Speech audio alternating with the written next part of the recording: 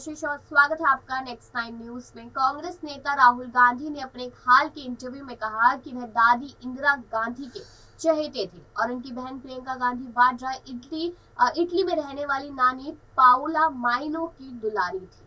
ये बात उन्होंने साफ तौर पे कही, लेकिन कहीं ना कहीं देखा जाए तो इटली के एक अखबार में यहाँ पर डेला सेरा को एक इंटरव्यू में 52 वर्षीय राहुल गांधी ने शादी को लेकर पूछे गए सवाल का भी बहुत बेहतरीन तरीके से जवाब दिया। उन्होंने कहा कि वे बच्चों के पिता बनना पसंद करेंगे।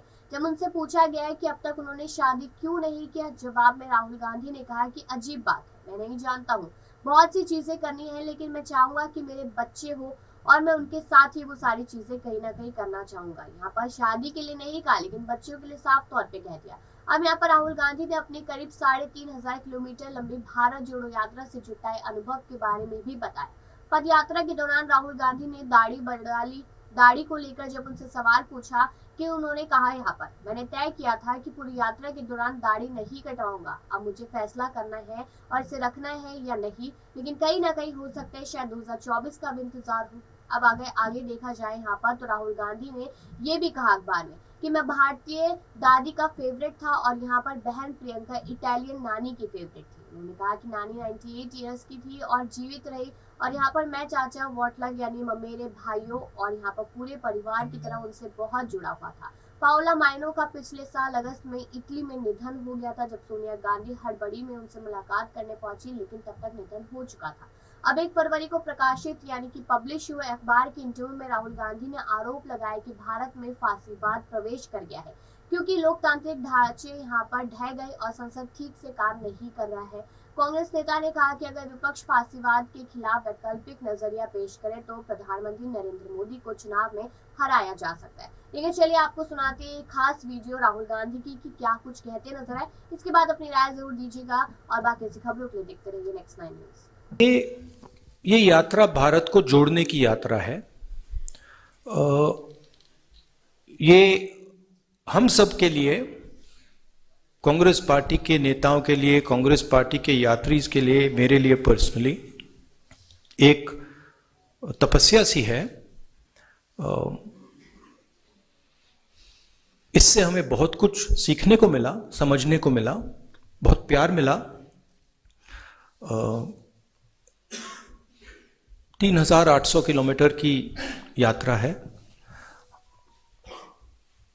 कांग्रेस पार्टी एक पॉलिटिकल पार्टी है, तो अगर कांग्रेस पार्टी का ऐसी यात्रा में इन्वॉल्वमेंट होगा तो थोड़ी पॉलिटिकल बातें तो होंगी, वो नेचुरल है। लोग हमसे पूछते हैं, कश्मीरी पंडित्स ने हमसे पूछा कि वो आकर हमसे मिलना चाहते हैं, हम मिले। अब उसमें उन्होंने पॉलिटिकल बातें उठाई। उन्होंने कहा कि गवर्नर ने हमें अब्यूज किया है। उन्होंने कहा कि देखिए, हमें वापस श्रीनगर भेजा जा रहा है, वहां कंडीशंस नहीं है, हमारे लोगों को गोली मारी जा रही है। अब वो मेरे पास आए और मैं उनकी बात ना उठाऊं तो फिर वो प्रॉब्लम हो जाएगी। तो अगर हम यात्रा कर रहे हैं और लोग हमें बातें बता रहे हैं, हमें वो बातें तो उठानी पड़ेंगी। अगर किसान हमारे पास आए और कहे भैया देखो मेरे बीज खराब निकले, और अगर मैंने 100 दिन की यात्रा में वो बोला ही नहीं, तो फिर वो किसान कहेगा ये भारत जोड़ो का क्या मतलब है? मैंने जो आपसे बात बोली है आप बोल क्यों नहीं रहे हो? मेरी आवाज आप क्यों नहीं उठा रहे हो? तो ये हो रहा है। एबीपी से अजय बाचलू।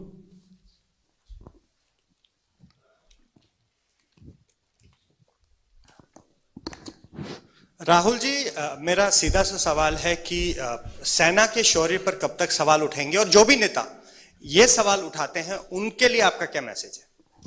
मैंने भैया 3 बार बोल दिया क्लियरली, आपको शायद सुनाई नहीं दिया, आप पीछे बैठे हैं, थोड़ा आगे आ जाइए। I have explained it 3 times।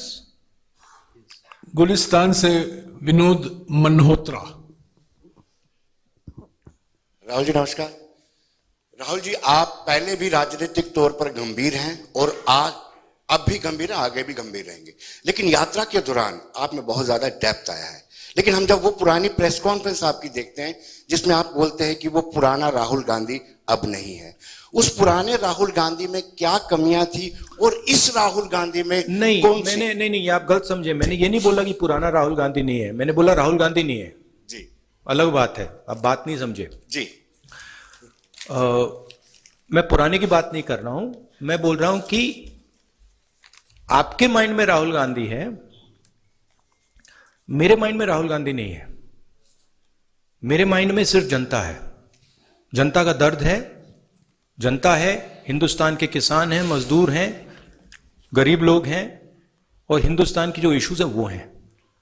मुझे राहुल गांधी से कुछ लेना देना नहीं है, आपको है। मेरी माइंड में क्लैरिटी है कि इस देश में जो हिंसा, नफरत फैलाई जा रही है उसको मिटाना है, उसके खिलाफ खड़ा होना है, चाहे कोई भी कॉस्ट हो। क्योंकि मैं हिंदुस्तान को नफरत और हिंसा का देश मानता ही नहीं हूं, एक्सेप्ट नहीं करता हूं। और मेरे जैसे करोड़ों लोग हैं जो इस देश को मोहब्बत, भाईचारा, इज्जत, ह्यूमिलिटी का देश मानते हैं। तो पुराने राहुल गांधी, नए राहुल गांधी की बात नहीं है। चलिए, जयराम जी हमेशा वन नेशन वन टैक्स की बात बासलू करते जी हैं। सप्लीमेंट्री नहीं प्लीज। इंडिया टुडे ग्रुप से मौसमी Singh. Rahul,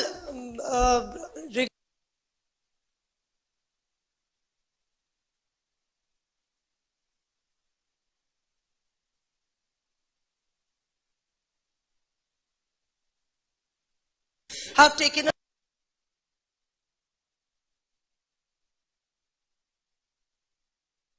country that we should ban any particular documentary. The MEA stand has also been very defensive about the entire Look, documentary.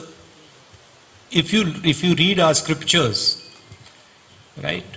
If you read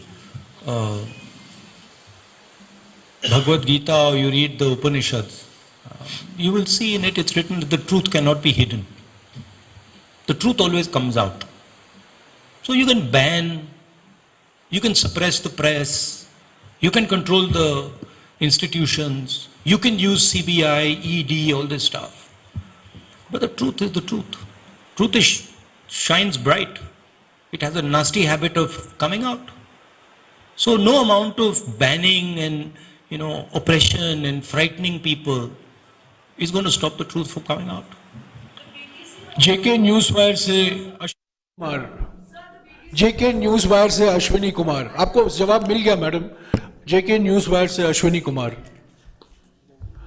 है नहीं। Jammu state line से जुनैद हशमी। राहुल जी, ये जो आपकी भारत जोड़ो यात्रा, आपने कहा कि भारत को जोड़ने के लिए है। अगर ये आपके भारत को जोड़ने के लिए आपकी यात्रा है और आपकी छवि के परिवर्तन के लिए नहीं है, तो जिस समय आप लखनपुर में आए वहां पर डोगरा स्वाभिमान संगठन के चौधरी लाल सिंह भी आए थे और अन्य कई और जम्मू में क्षेत्रीय दल हैं जिन क्षेत्रीय दलों ने, जो क्षेत्रीय दल आपकी भारत जोड़ो यात्रा में शामिल हो सकते थे, लेकिन एक तो उनका अनादर किया गया, उन्हें आपने स्टेज पर नहीं बुलाया, और उसके बाद बाकी जो यहाँ के दल हैं उनमें से किसी को आपने आमंत्रित भी नहीं किया। उसमें गुलाम नबी आजाद की डेमोक्रेटिक आजाद पार्टी भी है। तो जानना चाहूंगा कि अगर आपकी छवि के परिवर्तन के लिए यात्रा नहीं, लाल सिंह जी ने यात्रा को सपोर्ट किया और उनके सेंटिमेंट को हम अप्रिशिएट करते हैं। गुलाम नबी जी की जो पार्टी थी वो तो हमारे स्टेज पे बैठे थे लोग। 90% of them are already in the Congress. So now I think there's only Ghulam Nabi Azad ji on that side. So I don't know if you want me to adar karo him, I will adar karo him also. No problem. My respects to Ghulam Nabi ji.